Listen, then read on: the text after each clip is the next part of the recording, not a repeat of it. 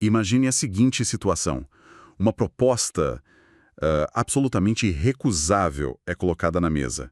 É oferecida a garantia inquebrável de uma harmonia perfeita para todo o universo. Uhum. O sonho de consumo de qualquer um, né? Exato. Seria o fim definitivo de todas as guerras, a cura para todas as doenças, a paz eterna, sabe? A ausência de qualquer conflito futuro. Um paraíso impecável onde a humanidade finalmente atinge o seu ápice. Parece bom demais pra ser verdade. Onde tá a pegadinha? Então, aí é que tá. Existe um pedágio. Para que essa engrenagem de perfeição monumental funcione, a condição exigida é o sofrimento eterno e o choro ininterrupto de uma única criança inocente. Nossa. Uma só, escondida num porão escuro, pagando o preço pela felicidade de bilhões de outras pessoas. E a pergunta que fica no ar, para a gente refletir, é a seguinte: seria aceitável pagar esse preço? De jeito nenhum. E é exatamente a partir desse desconforto visceral que a gente vai mergulhar no tema de hoje. Sejam bem-vindos a mais este mergulho profundo nas nossas fontes. É um prazer estar aqui de novo para destrinchar um assunto tão denso. O prazer é todo meu. Olha, um material que a gente tem em mãos hoje é composto por 2 textos incrivelmente provocativos. O texto principal se chama A Origem do Mal, uma escolha de ignorar alguma perfeição de Deus. Um título fortíssimo, diga-se de passagem. Muito. E a gente tem também um ensaio filosófico e teológico que complementa e expande essa mesma premissa. A nossa missão de hoje é que a gente explique, comente e vá citando essa ideia de a origem do mal, uma escolha de ignorar alguma perfeição de Deus do começo ao fim. Sim, e a gente vai explicando, comentando e analisando tudo isso passo a passo. Exato. E para isso, claro, use também o texto complemento sobre a origem do mal que traz um peso fundamental para a discussão. E o interessante é que o objetivo aqui não é resolver o dilema do sofrimento como se fosse, sei lá, um quebra-cabeça de lógica matemática. Não mesmo. O que esses textos propõem é o que eles chamam de uma antiteodiceia. Antiteodiceia? Isso. Ou seja, uma recusa absoluta daquelas justificativas baratas e prontas que tentam explicar a dor extrema. A tese central sugere que, para não banalizar o mal, a gente vai ser obrigado a ignorar alguma perfeição teórica do começo ao fim. Ok, vamos desempacotar isso, porque a densidade dessas ideias precisa ser traduzida para o chão que a gente pisa no dia a dia. Com certeza. E essa abordagem é um alívio, de certa forma, porque historicamente a teologia e a filosofia tentaram encaixotar o mal numa equação perfeita, sabe? Sim, tentando preservar todas as características de um Deus todo-poderoso e bondoso ao mesmo tempo. Exatamente. E enquanto faziam isso, muitas vezes acabavam justificando a dor real das pessoas como se fosse um mero instrumento pedagógico, uma lição de moral. O que esses textos fazem é, basicamente, jogar a toalha dessa ginástica intelectual. Eles assumem que a lógica humana simplesmente entra em colapso diante do horror verdadeiro. E o texto nos leva direto para a literatura clássica russa, logo no começo, né? Mais especificamente para a figura de Ivan Karamazov, do Dostoiévski. Um personagem icônico. E ele usa exatamente uma variação dessa premissa da criança sofrendo que você descreveu na abertura. Pois é. Mas na prática, o que significa essa teodiceia de protesto que o autor levanta? Porque se a gente for frio, a maioria das pessoas, usando uma lógica puramente matemática, diria que sacrificar um para salvar bilhões é um raciocínio utilitarista válido. O utilitarismo faria exatamente essa conta. Colocaria na balança. Mas a teodiceia de protesto, que é personificada pelo Ivan Karamazov, vai na direção diametralmente oposta. Ele não aceita a conta. De jeito nenhum. O Ivan não é um ateu clássico batendo na mesa e gritando que Deus não existe. O protesto dele é puramente ético. Ele olha para o Criador e diz, em essência, olha, se a paz metafísica final, se o bilhete de entrada para o seu paraíso exige como base o sangue e a tortura de inocentes, então eu respeitosamente devolvo o meu bilhete. Uau, eu devolvo o bilhete. Sim, ele se recusa a morar num palácio que foi construído sobre os ossos de uma criança. É uma recusa moral. É uma postura de uma rebeldia ética gigantesca, sabe? Porque a gente cresce ouvindo aquele consolo automático da sociedade de que tudo tem um propósito, ou existe um plano maior que nós, meros mortais, não compreendemos. A famosa frase de para-choque de caminhão, né? Exato. E o texto principal, ancorado nessa figura do Karamazov, essencialmente destrói esse consolo barato. Ele argumenta que se o plano maior exige a tortura de um inocente, então o plano inteiro é inaceitável. Ponto final. E aí que entra a beleza do ensaio complementar, porque ele cruza essa ideia literária com a filosofia de Immanuel Kant. Ah, o imperativo categórico. E isso, o Kant defendia um princípio moral inegociável. Um ser humano, e muito menos uma criança inocente que sofre, nunca, em hipótese alguma, pode ser usado apenas como um instrumento. Um meio para alcançar um fim, né? Perfeito. O argumento das nossas fontes hoje é que o mal extremo, aquele mal que simplesmente esmaga a vítima, não ensina absolutamente nada. Ele não é uma aulinha de moral enviada pelo universo para te deixar mais forte. Ele destrói a pessoa. E tratar a destruição de alguém como um degrau para harmonia geral é cometer uma atrocidade ética sem tamanho. Exatamente. Deixa eu ver se eu consigo ilustrar isso com base no que a gente leu no material. É como se um arquiteto super brilhante desenhasse o projeto da construção mais bela que a humanidade já viu. O prédio perfeito. Tá, tô imaginando. Só que, na hora de apresentar a planta para a galera, ele admite que, para as fundações ficarem inabaláveis, uma pessoa viva precisa ser concretada na pedra fundamental. Credo. A questão deixa de ser sobre a engenharia ou a estética maravilhosa do prédio e vira imediatamente uma barreira moral. A beleza da obra não absolve o horror do método de construção. Ninguém que tenha uma consciência limpa moraria num lugar desses. Uma excelente forma de visualizar. A recusa do Ivan Karamazov é a recusa em pisar no chão desse prédio.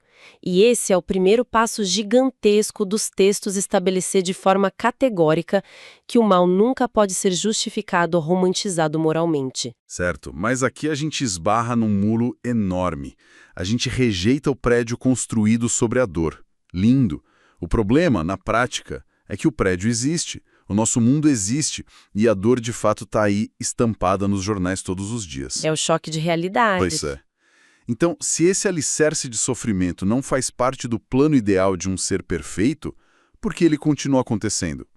É aqui que a gente entra na segunda parte da análise, que traz um problema lógico muito, muito espinhoso. E esse é o momento em que as fontes trazem o famoso trilema de Epicuro, que é uma tensão milenar na filosofia. A gente pode imaginar 3 vértices de um triângulo, tá? Ok, um triângulo. Em uma ponta, a onipotência divina.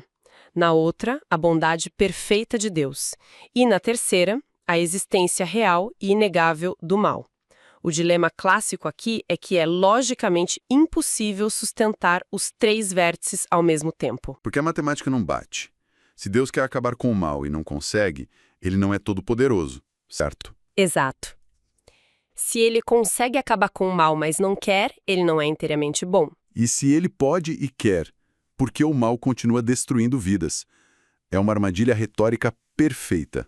E o que mais chama atenção no texto principal, quando ele propõe essa escolha de ignorar alguma perfeição de Deus, é que o autor não tenta fazer um malabarismo barato para escapar dessa armadilha. Ele abraça o problema, ele entra nela e propõe que o mal é um acaso misterioso. Achei esse termo fascinante. Um erro de percurso absoluto que não estava na planta original do arquiteto. Sim, e para sustentar isso, o texto diz abertamente que a equação teológica vai quebrar. Alguma perfeição teórica de Deus vai ter que ser deixada de lado. Esse é o núcleo de toda a obra. A perfeição sistemática é a primeira vítima diante do absurdo do sofrimento, que não faz sentido. O autor chega à conclusão de que fechar a conta mantendo todas as definições teóricas impecáveis é simplesmente impossível. Mas espera um pouco, vamos detalhar isso para quem nos acompanha não se perder. Vamos lá. Se a gente aceitar que o mal faz parte de um plano deliberado e meticuloso de Deus, a gente está ignorando a bondade dele.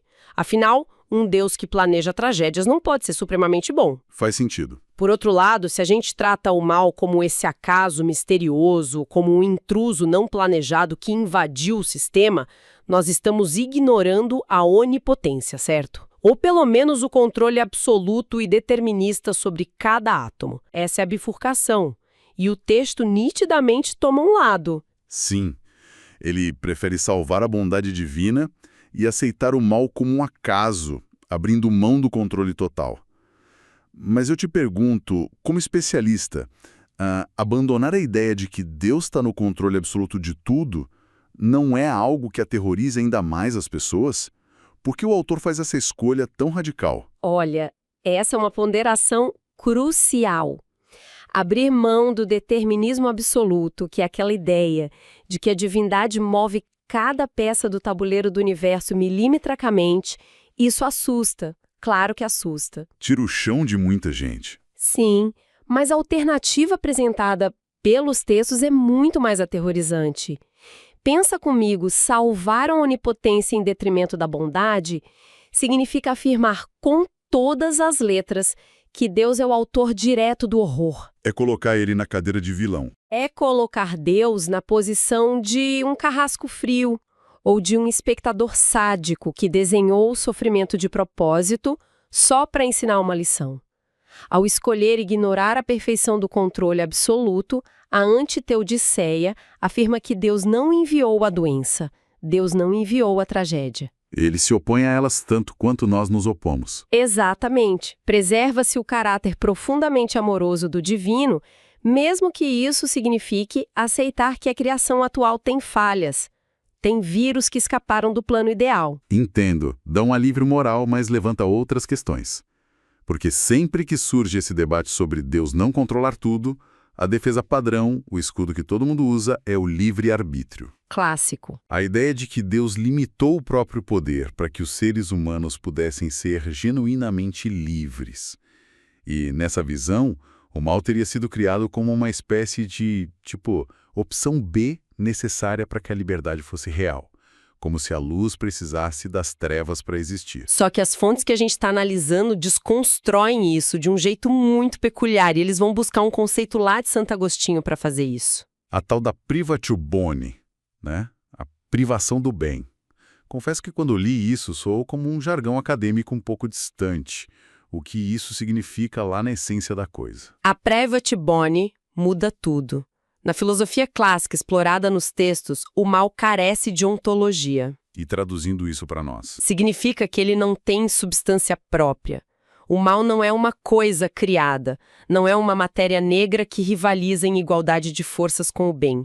O mal é definido puramente como uma ruptura, uma perda de forma. Uma ausência da ordem, então. Exato.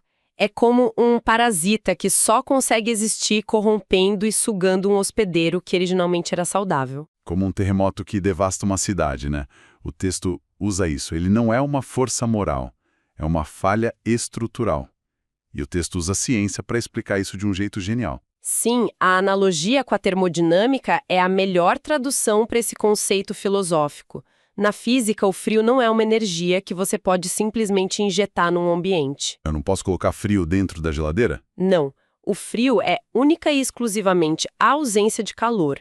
Quando a energia térmica se dissipa, a gente chama esse estado de frio. A mesma regra vale para a luz. A escuridão não é um monte de partículas pretas que encobrem os objetos da sala? Perfeito. A escuridão é pura e simplesmente a falta de fótons, é a ausência de luz. E trazendo isso de volta para a nossa discussão teológica, o mal é o resfriamento da criação. É o que acontece quando a realidade se afasta ou rompe violentamente com a sua fonte primordial de ordem. Nossa, isso é poderoso demais. Então a escuridão não é uma força em si, é um vácuo? E se a gente aplicar isso de volta àquela questão do livre-arbítrio que falamos há pouco, cara, isso muda toda a perspectiva. Como assim? Me explica a sua linha de raciocínio. Porque geralmente a gente pensa que, para alguém ser verdadeiramente livre, essa pessoa obrigatoriamente precisaria ter a opção entre construir um hospital ou colocar fogo nesse hospital. O bem e o mal como opções numa prateleira. Isso.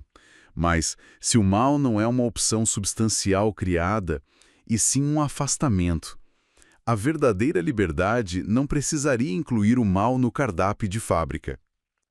No estado original das coisas, a liberdade real poderia ser simplesmente escolher entre modos diferentes de expressar o bem. Como alguém que é livre para decidir se quer ser um botânico brilhante ou um músico genial. Ambas são formas de beleza e construção. Exatamente. O mal não é o ingrediente secreto da receita da liberdade. Ele é, como o texto complementar chama, o mysterium iniquitatis, o mistério da iniquidade. E esse mistério da iniquidade é justamente o reconhecimento de que o mal é, lá na sua raiz, fundamentalmente irracional. Não tem um porquê bonitinho por trás dele, não há uma razão lógica ou uma justificativa matemática para ele existir. E a nossa análise percebe que esse distanciamento da ordem não fica só voando na esfera abstrata da filosofia. O ensaio detalha como essa ruptura afeta o mundo natural, e principalmente a psique humana. E aqui, a gente sai da teoria pura e desce para o nível mais profundo e sombrio da experiência humana. Como é que a nossa mente lida com a colisão contra esse mal esmagador que o material descreve como algo que ativamente nos desumaniza? Para abordar isso, eu vi que as fontes recorrem à psicologia contemporânea, né? Principalmente as pesquisas sobre meaning-making. Que é o processo humano de construção de sentido. E eles também evocam a figura do Viktor Frankl, o psiquiatra sobrevivente do Holocausto que fundou a logoterapia.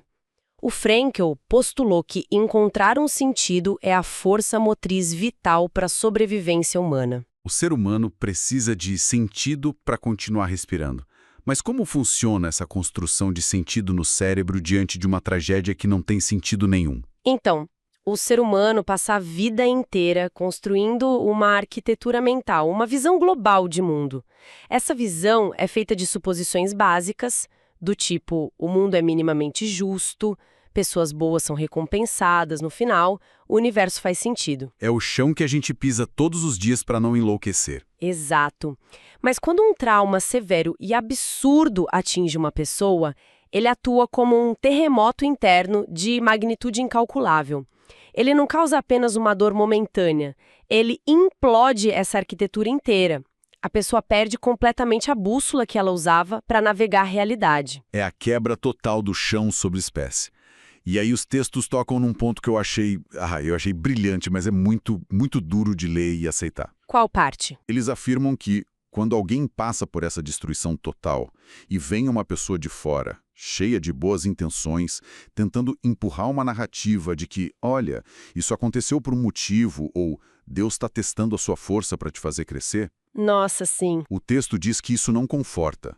Na verdade, tentar forçar um sentido artificial, onde só existe o caos irracional do mal, é o que os autores chamam de violência secundária. A gente violenta a vítima pela segunda vez com as nossas explicações. É muito cruel, porque exige que a vítima encontre beleza ou propósito no próprio agente que acabou de destruí-la. Sim, é exigir que ela justifique o injustificável só para o observador de fora, para a gente não se sentir desconfortável com a aleatoriedade do mal. A gente quer se sentir seguro, então a gente fala para a vítima que a dor dela tem um sentido. Por isso que a teologia profunda, sugerida nos nossos textos de hoje, abandona a imagem clássica do mundo como um tribunal e propõe uma metáfora infinitamente mais empática, que é a imagem do hospital de campanha. O hospital de campanha em oposição ao tribunal. Deixa eu refletir sobre isso, porque essa imagem grudou na minha cabeça. Num tribunal, a dinâmica é inteiramente investigativa e punitiva. Todo mundo quer achar um culpado. Isso. O objetivo é sentar na cadeira do juiz, analisar as provas, descobrir de quem é a culpa, quem apertou o gatilho, por que a lei divina ou moral foi violada. O foco inteiro da energia é a origem do erro. Mas e num hospital de campanha? Imagina uma tenda improvisada, montada às pressas no meio de uma zona de guerra brutal. No hospital de campanha, no meio da guerra, a prioridade vira de cabeça para baixo. Se chega alguém gravemente ferido, o cirurgião não para a operação no meio para debater a balística do projétil, sabe? Ou qual lado do conflito político tem a razão moral da guerra. Claro que não, ele estanca o sangue. Exato. O foco é estancar o sangramento. A prioridade máxima é a cura. O que os textos estão dizendo ao longo de toda essa argumentação de ignorar alguma perfeição teórica é que nós vivemos num mundo em estado de emergência. A nossa postura diante do sofrimento não deve ser tentar montar equações lógicas para explicar o porquê dele existir, mas focar na mitigação da dor. É a empatia radical em ação. E o material não apenas sugere isso filosoficamente, mas apresenta o que talvez seja o argumento teológico definitivo contra a romantização da dor. Que é o episódio do Getsêmani, certo?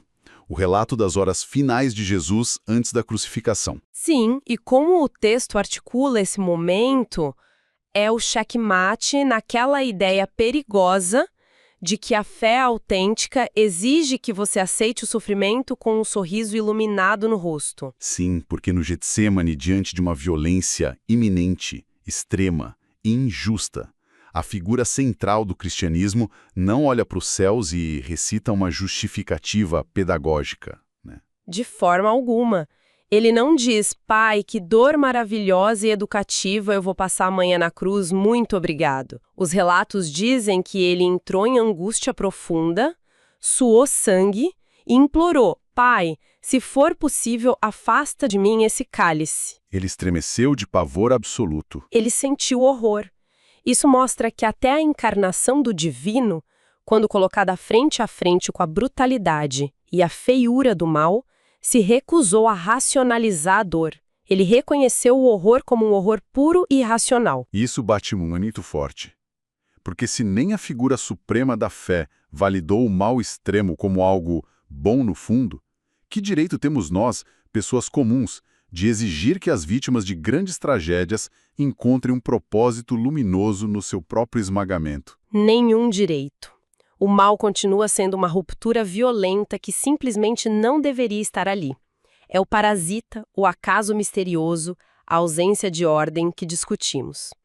E a antiteodiceia das nossas fontes nos dá uma permissão muito importante. Que permissão? A permissão de odiar o mal sem sentir culpa religiosa ou filosófica por isso. Nossa, é muito libertador pensar assim. Bom, até aqui a gente dissecou a recusa moral do Ivan Karamazov, o problema lógico do trilema de Epicuro, a falta de substância do mal com a termodinâmica e o impacto psicológico que nos obriga a agir como médicos nesse hospital de campanha. Cobrimos muito chão. Mas se o mal é esse vírus incompreensível que corrompeu a estabilidade original e não faz parte do plano, existe alguma cura visível no horizonte? Qual é a saída ou a esperança que as fontes apontam no final das contas? Porque se o começo da história parece quebrado e não faz sentido lógico, a gente precisa olhar para o final da linha. E é precisamente para lá que o material direciona nossa atenção. As fontes unem a metafísica, que é essa reflexão profunda sobre a natureza da realidade, à escatologia. Escatologia. O estudo das últimas coisas, ou do destino final da humanidade. Exato. A resposta para o absurdo do mal não é uma fórmula filosófica entregue hoje. A resposta é uma restauração histórica e relacional que ainda está por vir. Ou seja, a solução do quebra-cabeça não é intelectual. É uma resposta em forma de ação direta no futuro. O texto baseia isso fortemente no livro do Apocalipse e na ética radical de amor exposta em passagens como Mateus 22, certo? Sim, e é muito importante desmistificar a visão popular do Apocalipse, que muitas vezes é reduzido a imagens de fogo, destruição e medo. A leitura inteligente feita pelos autores é que as visões escatológicas representam, na verdade, a eliminação cirúrgica do parasita. Daquele vírus que invadiu o sistema. Pensa no mal como um ruído terrível, uma estática ensurdecedora interrompendo uma sinfonia perfeita. A promessa apresentada ali não é que Deus vai nos enviar um manual explicando o porquê o ruído existiu todo esse tempo. Porque a explicação não cura a surdez, né? Exato. A promessa é de que o evento final, que é simbolizado pelo retorno do Rei dos Reis, é a reharmonização de tudo. É a exclusão sumária do ruído intruso, para que apenas a música da ordem original volte a tocar livremente. A cura final para o resfriamento cósmico. Significa que Deus não estaria assistindo a tudo de braços cruzados numa nuvem, mas agindo ativamente para consertar esse acaso misterioso. E se a gente conectar essa ideia final com tudo que debatemos, o texto cita aquele filósofo existencialista maravilhoso, o Gabriel Marcel. Ah, essa citação é de arrepiar. É curta, mas resume uma infinidade de sentimentos. Ele diz: amar alguém é dizer-lhe, tu não morrerás. Essa frase ecoa em tudo que a gente discutiu hoje, porque ela se opõe frontalmente à destrutividade do mal. Ela declara que o amor é a substância verdadeira e duradoura, e a destruição, a morte, o mal, tudo isso é apenas um estado temporário, um parasita que vai ser expurgado. E no fim das contas eu sinto que essa escatologia, essa visão de restauração futura, é a única resposta realmente honesta ao tal bilhete devolvido do Ivan Karamazov, lá no começo da nossa imersão. Lembra que o Ivan recusou a harmonia que se alimentava do choro da criança? Lembro muito bem. A resposta desses textos, no fim das contas, é simplesmente concordar com ele. Eles olham para o Karamazov e dizem: Ivan, você tem razão. Um paraíso justificado pela tortura seria apenas um inferno muito bem disfarçado. É fechar o círculo da melhor maneira possível. A verdadeira esperança que o texto propõe não tenta provar que o choro da criança no porão foi necessário para uma matemática maior. A promessa é de que o causador da dor será finalmente expulso do sistema para sempre. E nenhuma lágrima será ignorada, esquecida ou deixada sem um consolo eterno e verdadeiro. É o reconhecimento final de que o mal não é normalizável. A recusa da humanidade em aceitá-lo como normal. Essa nossa própria indignação contra a injustiça. Tudo isso passa a ser a postura mais alinhada com a mente do próprio Criador, que também rejeita essa intrusão no mundo dele. O parasita não tem o futuro garantido. O que nos leva à grande síntese dessa imersão densa e necessária que fizemos hoje. O valor inestimável desse material todo é rejeitar com todas as forças possíveis a banalização da dor alheia. A grande lição aqui é que admitir que as contas lógicas não batem. Aceitar a premissa de ignorar alguma perfeição de Deus, do começo ao fim. Isso. Aceitar isso não é de forma alguma um sinal de fraqueza intelectual ou de fé cega. Pelo contrário. É uma demonstração profunda de coragem, de honestidade moral e de empatia radical para com as vítimas de um mundo que ainda sangra muito. É se recusar a tapar feridas abertas com curativos teóricos que não colam mais. Com certeza. E isso nos deixa com um pensamento final, muito provocativo para quem nos acompanha continuar refletindo em casa. Manda bala. Se a gente adotar a perspectiva de que a realidade hoje, de fato, opera como aquele hospital de campanha que citamos, onde a força divina trabalha incessantemente para curar o que foi rompido pela irracionalidade do mal, como é que a gente deve enxergar a nossa própria revolta interior? Nossa indignação diante do telejornal. Exatamente. Talvez a bússola moral de cada ser humano, a indignação profunda que a gente sente diante das opressões, das tragédias e das dores sem sentido, não seja uma falta de fé no universo. E sim o quê? Talvez essa revolta seja exatamente o eco da força divina operando dentro da gente. Um atestado biológico e espiritual de que nós fomos projetados para uma harmonia intacta, que ainda não chegou, e que nós estamos hoje convocados a ser os médicos e enfermeiros trabalhando duro nesse grande hospital de campanha. Que reflexão espetacular para a gente encerrar. Transformar a nossa revolta contra o sofrimento não numa prova de que tudo está perdido, mas sim num chamado urgente à ação. Numa evidência viva de que a verdadeira natureza da realidade não é a doença, é a cura. Foi incrível mergulhar nisso tudo com você hoje. E eu que agradeço a parceria nessa análise. Esperamos que a imersão de hoje tenha oferecido lentes novas e bem mais compassivas para encarar esses dilemas que são tão antigos quanto a própria humanidade. Para quem nos ouve, continuem a questionar respostas fáceis e prontas. E, acima de tudo, não percam nunca a empatia quando se depararem com a dor incompreensível do outro. Um grande abraço a todos que nos acompanham, continuem mergulhando fundo e até a nossa próxima exploração. Siga essa conta, faça sua inscrição para receber mais reflexões. Para uma reflexão mais aprofundada, busque Rogério Santos Medeiros no YouTube, se inscreva e veja os vídeos.